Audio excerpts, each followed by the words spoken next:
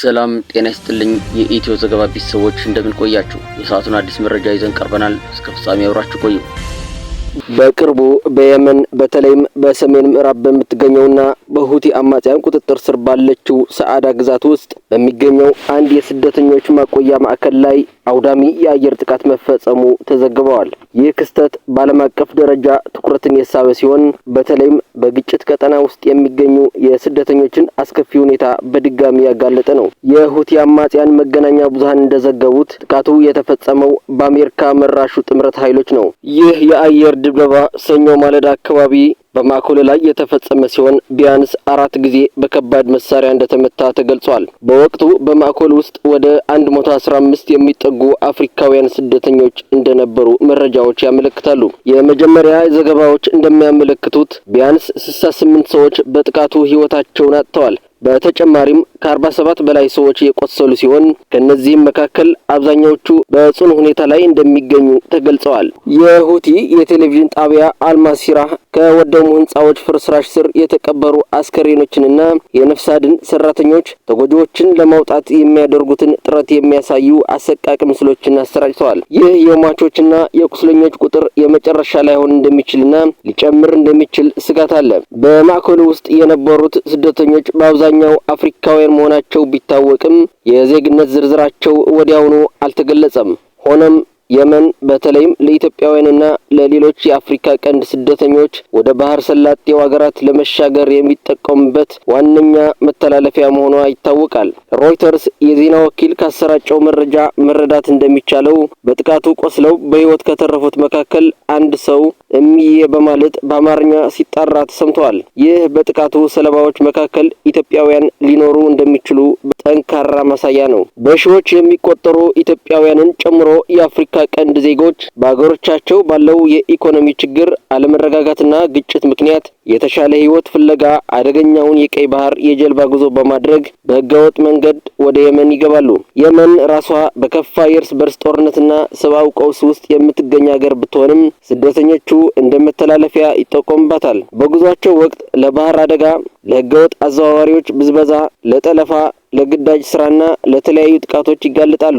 የመን ከደረሱ በኋላም በጦርነቱ ሳቢያ በሚፈጸሙ ጥቃቶችና ግጭቶች ውስጥ የመውደቅ እድላቸው ከፍተኛ ነው። ዓለም አቀፍ የስደተኞች ድርጅት እንደሚያመለክተው ምንም እንኳን ከፍተኛ የደህንነት ስጋት ቢኖርም ባለፈው የአውሮፓውያን ዓመት ብቻ ከ60,000 በላይ ስደተኞች ወደ የመን የገቡ ሲሆን አብዛኛዎቹ ምንም አይነት ድጋፍ አያገኙም።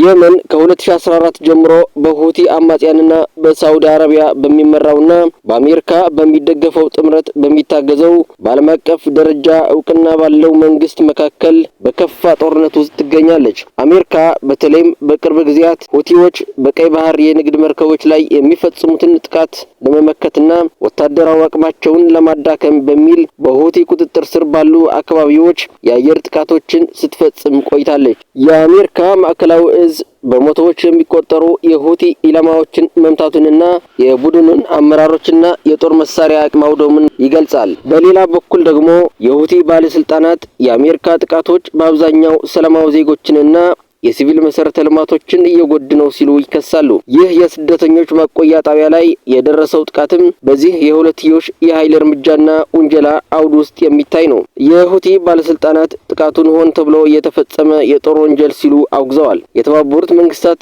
የስደተኞች ድርጅት በደረሰው የህይወት መጥፋት ጥልቅ ሐዘኑን ገልጾ በግጭቱ ውስጥ ያሉ ሁሉም ወገኖች የሲቪሎችን በተለይም እጅግ ተጋላጭ የሆኑትን ስደተኞችን ደህንነት እንዲጠብቁና ዓለም አቀፍ የሰብአዊነት ህጎችን እንዲያከብሩ ጠይቀዋል። ድርጅቱ ሁኔታውን በቅርበት እንደሚከታተልና አስፈላጊውን ድጋፍ ለማድረግ ዝግጁ መሆኑን አስታውቀዋል። ከአሜሪካ ጦር በኩል ግን በዚህ የተለየ ጥቃት ላይ ወዲያውኑ የተሰጠ ምላሽ አልነበረም። በሰዓዳ የስደተኞች ማቆያ ጣቢያ ላይ የደረሰው ጥቃት በየመን እየተካሄደ ያለው ግጭት ምን ያህል ሰፊና አውዳሚ እንደሆነ እንዲሁም እጅግ ተጋላጭ የሆኑ ስደተኞች እንዴት በቀላሉ የግጭቱ ሰለባ ሊሆኑ እንደሚችሉ በግልጽ ያሳያል። ክስተቱ በአንድ በኩል የጦርነትን ኢሰብአዊነት ሲያጋልጥ፣ በሌላ በኩል ደግሞ የስደተኞችን አስከፊ የጉዞ ሁኔታና በመንገድ ላይ የሚያጋጥማቸውን መከራ አጉልቶ ያሳያል። የጥቃቱ ፈጻሚዎች ተጠያቂነት ለተጎጂዎች ፍትህ የማግኘት ጉዳይ እንዲሁም ለወደፊቱ መሰል አደጋዎች ለመከላከል የሚወሰዱ እርምጃዎች ወሳኝ ጥያቄዎች ሆነው ይቀጥላሉ።